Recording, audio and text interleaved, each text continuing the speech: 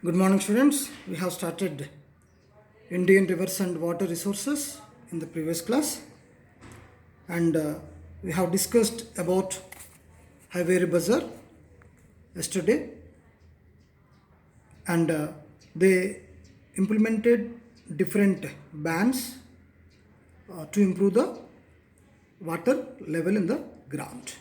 Okay, so we can see some pictures given here.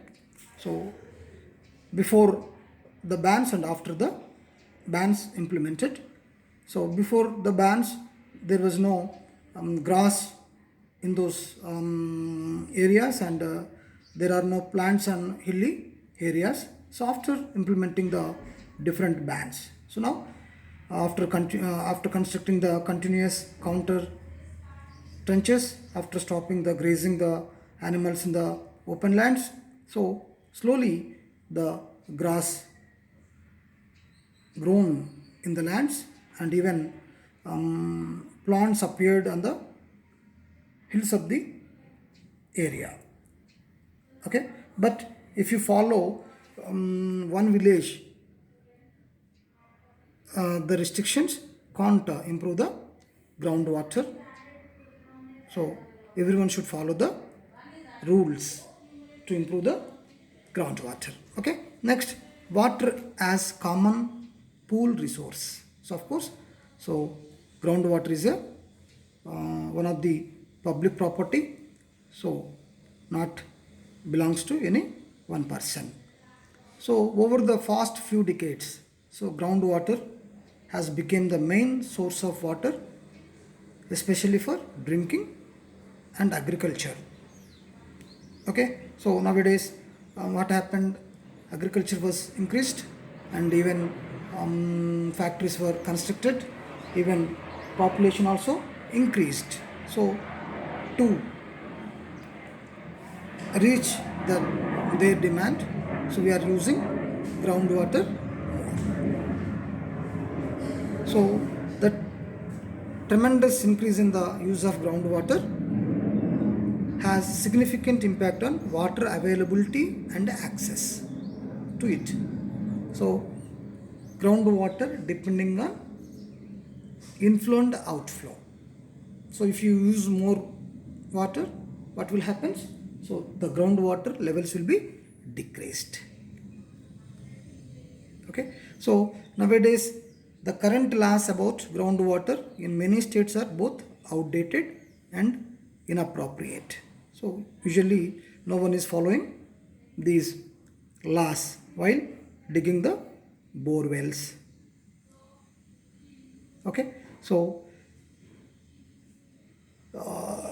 today we are digging shallow and deep tube wells to draw the water. With the bore wells we are drawing a lot of water. So because of that, groundwater level is decreasing. So current laws on groundwater use are inappropriate because the basic link between access to groundwater and land ownership on which these rules are based are flagged or defective. So there is a link between groundwater and land ownership. So who are having land, they are extracting water through borewells which is accumulated under their land. Okay, we have to control that. Okay, so since groundwater has to be extracted from the land above, a link was established between land ownership and control. The water drawn from the groundwater system was assumed to be owned by the landowner. Okay, so the landowners were not restricted in the amount of water they can take out. So some farmers or some landowners extracting more water and they are selling outside also. Okay,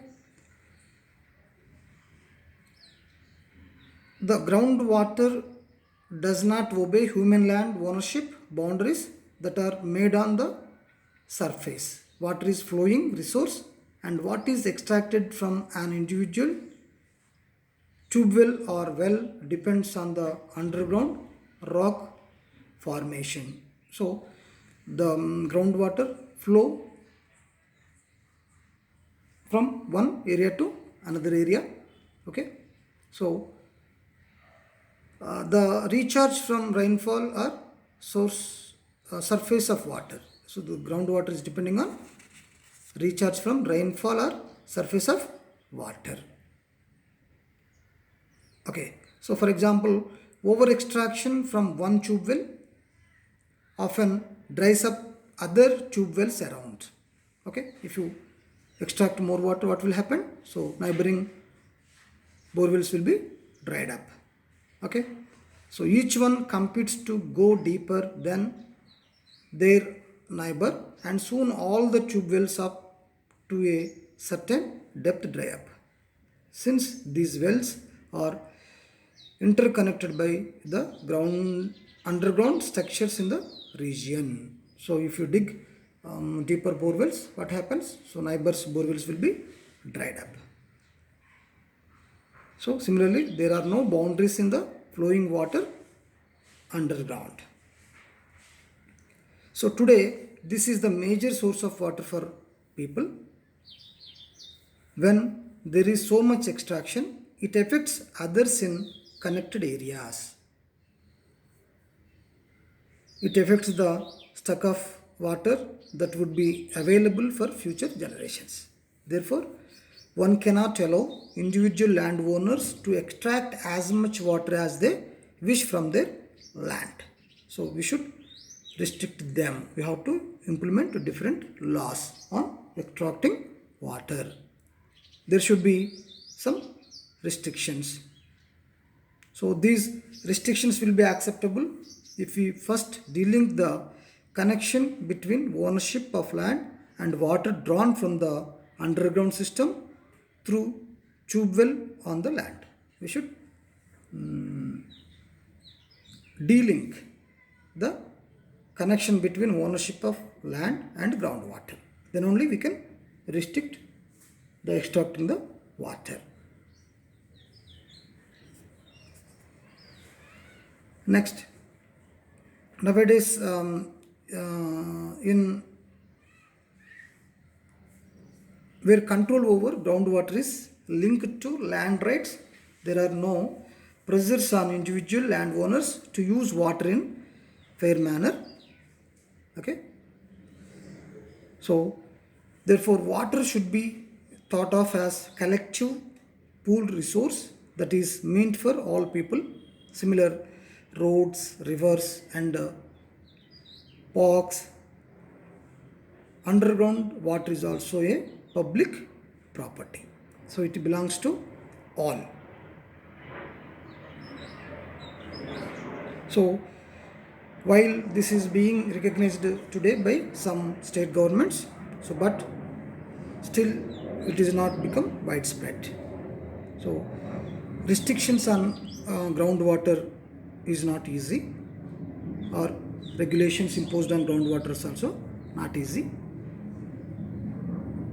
So this is also because for some resources like water, electricity, oil, natural gas, etc., consumption by one person or a sector affects what is available for others. If you use more, some other people won't get that service.